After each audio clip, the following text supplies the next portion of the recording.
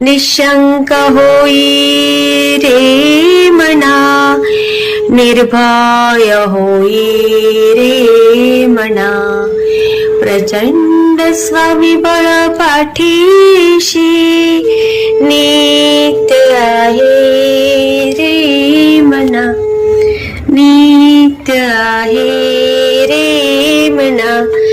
जय शिवदत्त श्री स्वामी समर्थ महाराज की. हॅलो. हा बोला. हा ताई, मी नाशिकहून बोलते. हा बोला ना ताई. हा, आम्ही पण यांच्या दादांच्या मठात आलेलो ना.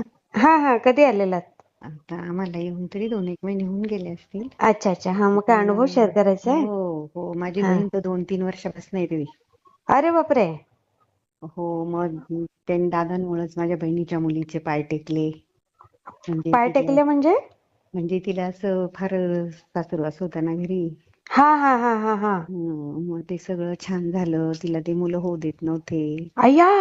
हो, मग मुलगा पण झाला आता. इतकं छान झालं, पण आम्हाला ते दादांना फोन करून सांगायला आमचा दादांशी कॉन्टॅक्टच होत नाही. हा. आता अनुभव शेअर कराल ना, हा दादा नक्की ऐकतील. तुम्हाला हो नाव ना. सांगायचं असेल तर सांगा. हा. नाव ना, आता मी बहिणीच्या मुलीचं नाव, पण मग मी कसं नका सांगू सांगू ताई, नका थोडी भीती सांगू. वाटते. नाही नाही बरोबर सांगता येत. आहे, पण दादांना दादा कळतंय समजून सगळं. जातील. हो. तर आम्ही त्या प्रदीप दिवशी दादा म्हणजे समजतील. हा. तिला ना काय झालं, ते शिवरात्रीच्या दिवशी डिलिव्हरी झाली तिची ताई. आता? हो. अरे बापरे. शंकर हो. भगवान आले. आणि आदल्या दिवशी काय झालं, डॉक्टरांनी एकदम घाबरून दिलं. डॉक्टर म्हणाले की चेक केलं, म्हणे बाळही जगणार नाही, बाई पण जगणार नाही.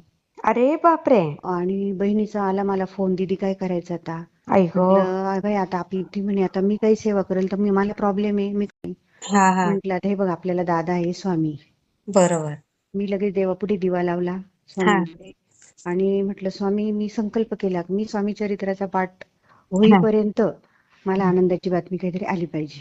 हा. ताई, तुम्हाला काय सांगू, मी 6वा अध्याय वाचायला श्री गणेशाय नमः म्हणताच लगेच फोनची बेल वाजली अरे की बापरे. दीदी, डॉक्टरांची चूक झाली, बाळही व्यवस्थित सोनोग्राफी केली आणि बाळंतीने व्यवस्थित आहे. आई गो. बघा ताई. त्यावेळेस आमच्या सगळ्यांच्या पायाखालची धरणी हलून गेली होती. बरोबर. पण माझ्या बहिणीने एकच वाक्य सांगितलं, म्हणे दीदी, आपल्याला स्वामी हे दादा आहे, आपल्याला काहीच होणार नाही, त्यांच्यावर भरोसा आहे ना. बरोबर. हा. बस तेच पाहिजे आपल्याला. अक्षरशः ताई, तिची सासू म्हणायची त्या बहिणीच्या मुलीची की आम्हाला कुत्रे सांभाळायचे म्हणे. काय? कुत्रे सांभाळायचे, मला मुलं नाही होऊ द्यायचे म्हणे. कशी बोलू शकते अशी बाई एखादी? हो. आणि मग माझी बहीण दादांकडे गेली. दादांना सांगितलं. दादा म्हणे तुम्ही काहीच काळजी करू नका, दादांनी दिलेली सगळी सेवा बहिणीने केली. ताई, तुम्हाला काय सांगू, दादा साक्षात स्वामीच आहे. खरंच. इतका गोंडस मुलगा झालाय. एकच आता आम्हाला खंत वाटते की आमचं दादांची कॉन्टॅक्टच होत नाहीये. नाही, आता हा अनुभव जाईल दादांकडे ताई. हो, आणि इतकं छान केलं दादांनी. बापरे. आम्ही तर सगळ्यांना सांगतोय, कोणाची काही अडचण असते का आम्ही पहिले सांगतो की पळसखेड्याला जा, नांदेड शेंगोट्याला जा, कुठे सगळ्यांना सांगतो. आणि स्वतः मी सुद्धा माझा प्रॉब्लेम सांगितला होता दादांना, तर दादांनी मला सेवा दिली. एकच गुरुचरित्राचं पारायण, ते पण शेवटच्या दिवशीचे अध्याय राहिले माझे. तरी मला डायरेक्ट असं वाटलं, स्वप्नात आले दादा की माझ्या उंबऱ्याच्या तिथं दादा उभे. एवढं स्वप्न मला पडलं की माझ्या उंबऱ्याच्या तिथं दादा उभे. अरे वा. आणि शेवटचे दिवसचे अध्याय राहिले. माझी सुनबाईची डिलिव्हरी झाली आणि तिला इतका छान मुलगा झाला अष्टमीच्या दिवशी. तुमच्या सुनबाईला पण? हो. अरे वा. आणि काय पाहिजे सांगा. 2 महिन्याचा झाला तो आता. अरे वा. म्हणजे आणि मग तुमच्या ते बहिणीच्या मुलीची सासू बाळाला आलेली का बघायला? हो, मग त्यांना लय आनंद झाला मुलगा झाल्यावर. अरे बापरे. मग आधी काय वेळ लागला होता काय यांना? होऊनच देत नव्हते. मग आम्ही सगळं स्वामींवर सोडलेलं होतं. ते म्हणे आम्हाला क्रिएटिंगच करायचं, आमकच करायचं. अय्या. मग ते परत मग येणी स्वामींपुढे हे केलं सगळं, दादांना सांगितलं फोन करून. मग दादा म्हणे तुम्ही काहीच काळजी करू नका. ताई, त्या बाईचे ऑटोमॅटिक विचार बदलले आणि त्यांनी तो गर्भ ठेवला. बापरे. आणि मग तिचे मिस्टर, मुलीचे मिस्टर खूप चांगले, पण आईच्या पुढे त्यांचं काय. असं कसं चालत नाही?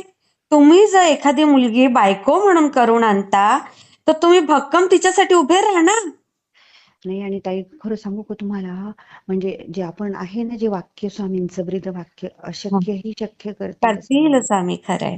अक्षरशः खूप ठिकाणी आता मी तुमच्याशी बोलते तरी माझ्या अंगाला शहारे येत आहे. खूप बरोबर. ठिकाणी ब्राह्मणांनी सांगितलं होतं तिला त्यांच्यापासून मूल होणार नाही, तिचं त्या घरी संसार होणार नाही. अरे अरे. अक्षरशः मी स्वतः एका ठिकाणी गेलेली तर त्यांनी मला सांगितलं की तुम्ही त्या मुलीला ताबडतोब घेऊन या. अरे तर बापरे. अक्षरशः मला मुलगी नाही, मी तिलाच मुलगी मानते लहानपणापासून. हम्म. आणि माझं त्या दिवसापासून एवढं बीपी वाढून गेलं की मला 2-2 गोळ्या बीपीच्या लागायला लागल्या. आई ग. आणि म्हणजे आणि बघा ना, काय केलंय स्वामींनी की सटीने टाकलेला टाक सुद्धा त्यांनी बदलवलाय. बदलवला खरंच. म्हणजे अशक्य ही शक्य करतील करतीलच स्वामी. म्हणा. हे अहो, हे किती ब्राह्मण काय, वास्तुशास्त्र काय, सगळं तुम्ही बाजूला ठेवा. स्वामी जिथे आहे सेवा, बस स्वामी चला. सेवा ही खूप. आणि माझ्या घरात पण इतकी शांतता व्हायला लागली, तुम्हाला सांगते. माझा मुलगा इतका चिडचिड करायचा ताई, हा. मला सांगते. आणि तो पण माझ्या त्या बहिणीच्या मुलीला आणि बहिणीला घेऊन तिथे आला होता दादांकडे. अरे वा. आणि त्या दादांनी त्याला काय सांगितलं होतं, म्हणे तू फक्त हनुमान चालीसा आणि रामरक्षा वाचत जा म्हणे. त्याचा सुद्धा विश्वास होऊन गेला. तो माझ्या बहिणीला म्हणतो, अगं म्हणे खरंच म्हणे मी तिथं आलो पण मला आता खूप शांत शांत वाटतं म्हणे. मग बघा, खूप ताकद आहे ताई स्वामींमध्ये, स्वामींच्या हो, तारक मंत्रामध्ये, स्वामींच्या खूप खूप जपामध्ये. खूप. आणि फार अक्षरशः नाही काही ताई, लागत. स्वामी सांगते ना, काही चांगलं घडायचं असो, अघटित घडायचं असो, तरी मला संकेत मिळतात. हो ना. हो. बर. आम्हाला आई नाही ताई, आम्ही सगळं मी स्वामींपुढे शेअर करतो. आई ग. तुम्हीच माता, तुम्हीच पिता, तुम्हीच बंधू, सगळे तुम्हीच. तुमच्याशिवाय आम्हाला कोणी नाही. खरंय खरंय. इतकं खूप छान छान अनुभव आहे ताई. स्वामींचा. खूप खरंच खूप. छान आहे. मी शेअर करते हा ताई. हो ताई. श्री स्वामी हो, समर्थ ताई. स्वामी समर्थ.